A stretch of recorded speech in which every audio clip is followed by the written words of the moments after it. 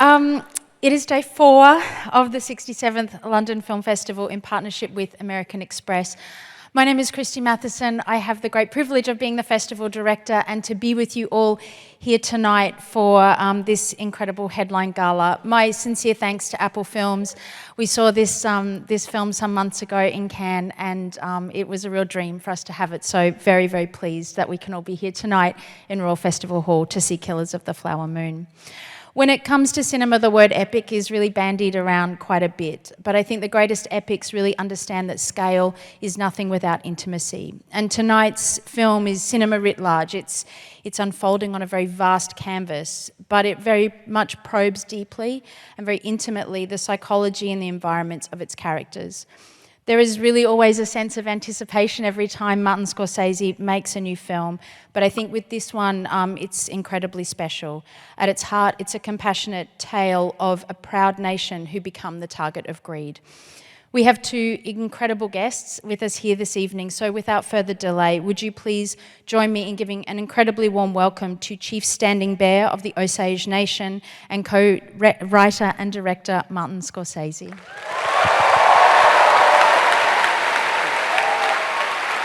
Hello.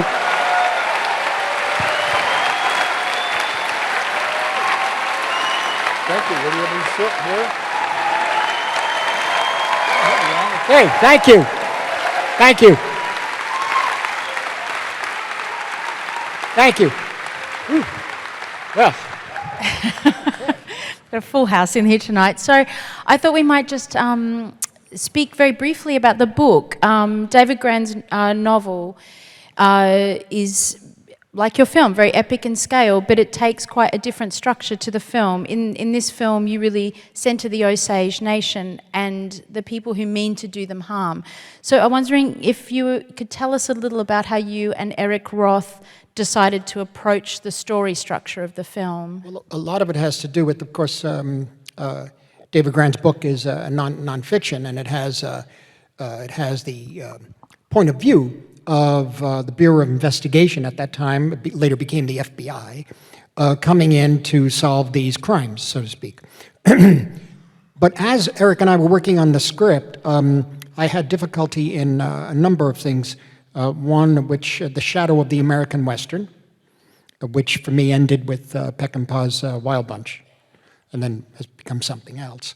But primarily, I found that I was more interested, ultimately, in what was happening on the ground. In other words, in the nonfiction book, which is quite extraordinary, it's coming from the outside in. And Leo DiCaprio was to play Tom White.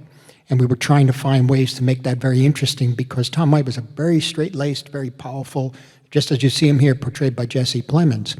And ultimately, spending time with the Osage in Pawhuska and in Grey Horse, we learned that certain characters in the film, the characters played by Leo and Lily, Ernest and Mollie, were very, very much in love.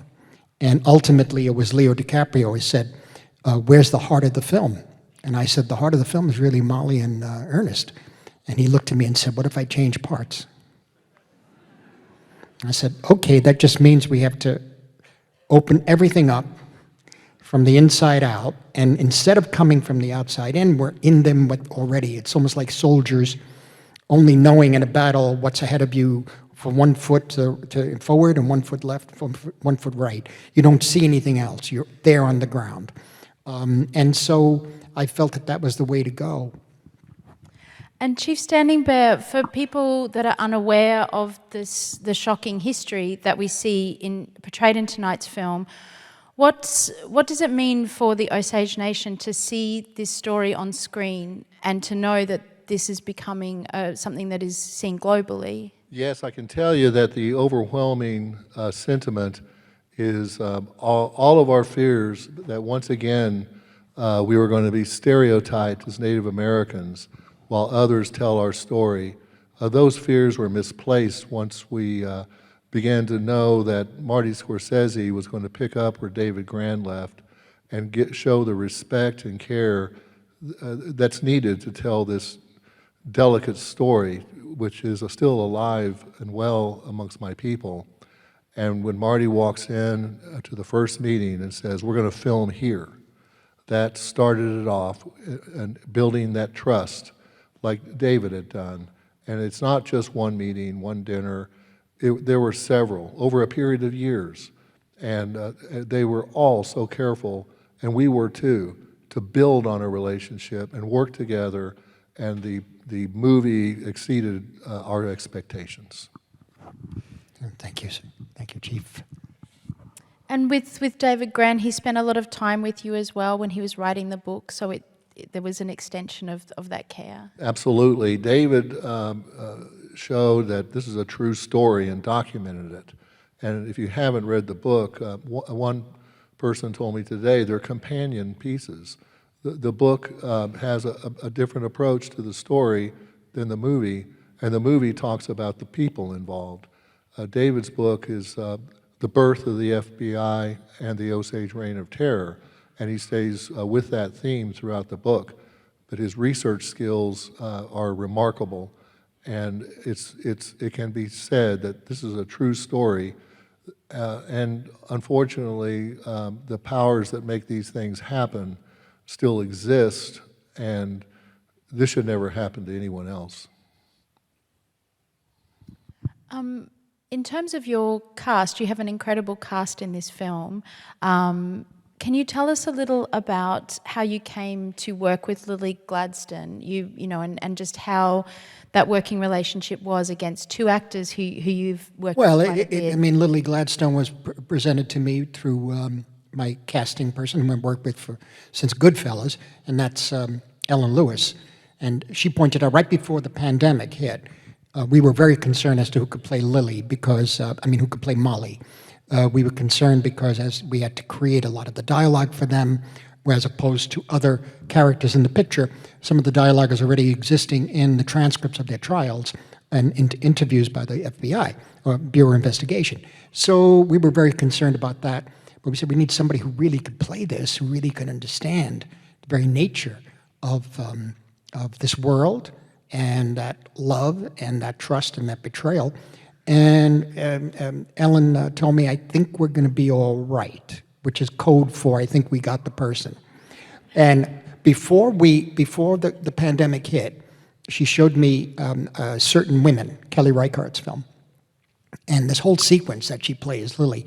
And I said, you're right, she's amazing. I said, she's really something. She has a face. I said, this is perfect cinema face. It's up there and you could read anything into it. And at the same time, you see the intelligence and the emotion and the psychology all going on behind her eyes or through her eyes. And so she had that grounding that myself and Leo ultimately needed. And eventually, after the pandemic, I was able to meet her on Zoom because we still couldn't meet. And I was convinced, and Leo and our producers were all concerned. And eventually we had Leo and Lily and myself and Ellen on another Zoom. And after an hour of talking, she hung up and Leo called me up and said, she's great. It's exactly what we need. I said, I know. I told you. Okay. No, she really is good. I said, I know. Well, I'm going to do this. So, but I think she's, when he said, where's the heart of the movie? The heart of the movie is this love story between them, and the soul of the movie is her.